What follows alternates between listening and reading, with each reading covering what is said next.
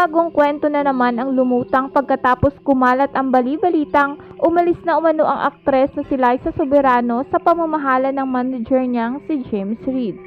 Sa latest episode ng Showbiz Updates nitong Martes, September 11, inisplok ng co-host ni Showbiz Insider OG Diaz na si Tita Jigs ang nasagap niyang chika tungkol umano kay Liza.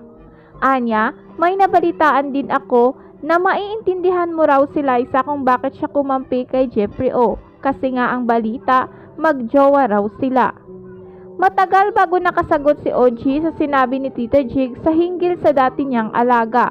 Pero ayon sa kanya, nabalitaan din niya ang tungkol dito. Say ni OG, alam mo di ko alam kasi yan di naman ang balita ko. Kasi wala naman problema kung pareho naman silang single, di ba?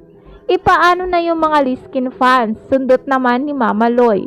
Abay, hindi sila dapat mawalan ng pag-asa na pwedeng magbago yung takbo ng isip ni Liza at bumalik siya dito at maging magkapareha ulit sila ni Enrique Hill. Wika ni OG.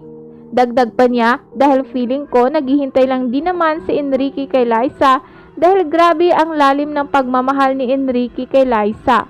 Kaya lang, syempre yung balita rin natin na wala na rin sila. Matatandaang ang Careless ay parehong pinamamahalaan ni na James at Jeffrey. Pero ayon kay OG, hindi na raw magka-partner ang dalawa.